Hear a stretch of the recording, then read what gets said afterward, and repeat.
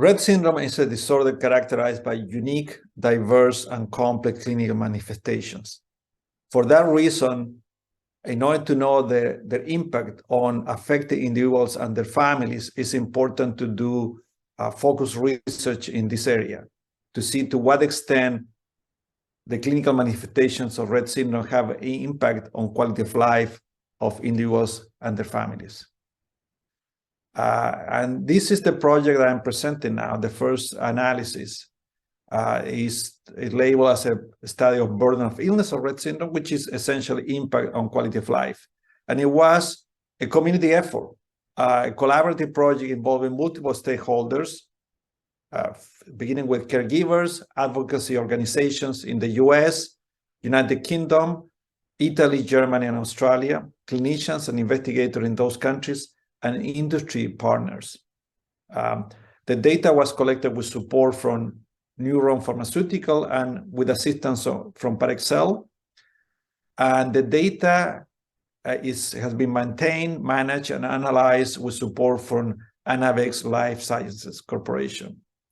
In addition to thanking the participating families and clinicians, without them, this could have been possible. A special thanks to Steve Kaminsky, the Chief Scientific Officer of IRSF, for launching the project.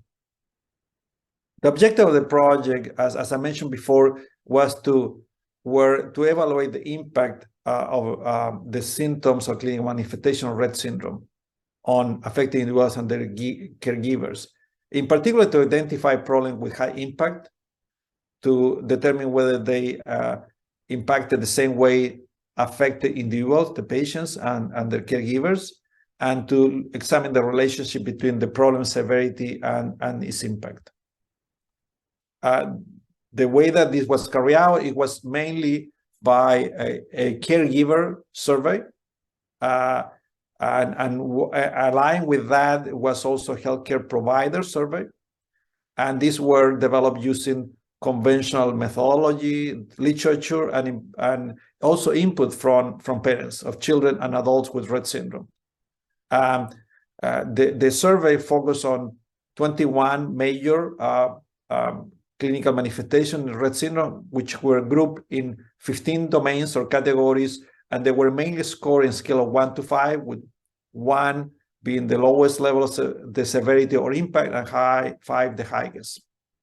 And healthcare providers evaluated only severity, while the caregivers' severity and impact. This was a large study involving 756 caregivers, mainly parents of children with classic Rett syndrome and MECP2 mutation, who were the majority of the cohort, and clinicians, 112 from the country that were mentioned before. The statistical methodology is conventional for this study and included, in addition to descriptive statistics, chi-square test, which examine the relative proportion of answers each one of these levels of severity or impact and how they relate to each other. This graph is to show you an example of how diverse is the impact of symptoms, or in this case, on caregivers. These are 3 common symptoms of Rett syndrome. In blue, hyperventilation; in red, dystonia; and in yellow or orange, nonverbal communication. As you can see, they are distributed differently. You see much more blue on the left, from the center to the left, meaning that it has less impact, hyperventilation. In the middle, you have the reddish of dystonia. Most of the answers are centered around somewhat, which is the mid level of impact. And in contrast with this, the nonverbal communication is skewed or distributed more toward the right, meaning that it has a higher impact on the caregivers.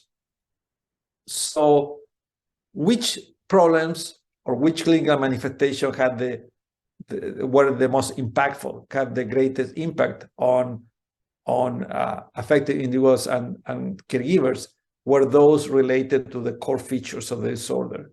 By core feature, we refer to those symptoms that are the one used to make the diagnosis of Rett syndrome, are distinctive characteristic. And those are communication impairments and fine and gross motor impairments, such as ambulation and hand function. And that's where you see the greatest concentration of 4. This table presents the data in a different way than the graph.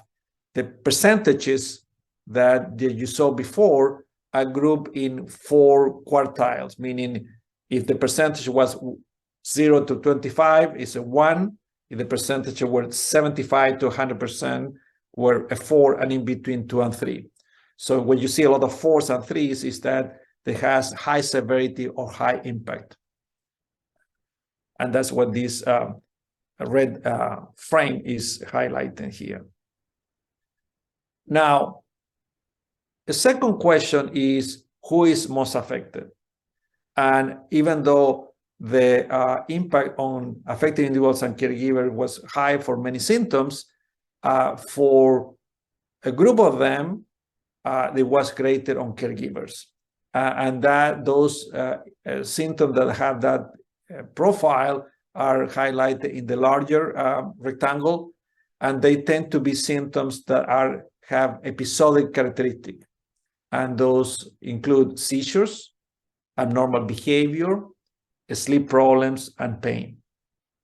And in addition to that, we examine what the relationship between problem severity and impact. And you can see, particularly in the lower part of the table, there are many severities that are 1 or 2, and they have higher numbers in terms of impact. And this is both for individual and caregivers. And this is what we identify as the main finding, that even mild to moderate problems have high impact. And this is one of the main outcomes of this analysis. So we can conclude that even mild severity impairment can place a disproportionate burden. In other words, they can have high impact, can affect quality of life of both affected individuals and in some cases, even more caregivers. Why this information is important? Because this information will help to develop and evaluate existing treatments. These treatments and care for patients with Rett syndrome should be guided not only by the clinician impression of severity of the symptom, but also by the impact that these symptoms have on the patients and their families, what really matters to affected individuals and their families.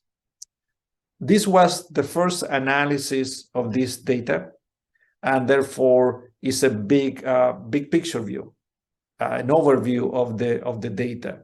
We cover the entire age range, so we need to examine in the future whether this relationship, these findings are the same in younger individuals or older individuals, whether the clinical type, classic Rett syndrome or atypical, has an impact, and particularly whether healthcare services have a role in these profiles, in the impact of these symptoms on individuals and their families. It has been a particularly gratifying project for me to participate because it represented a community effort in obtaining this very important data that can help to improve the quality of life of affected individuals, patients with Rett syndrome, and their families. Thank you.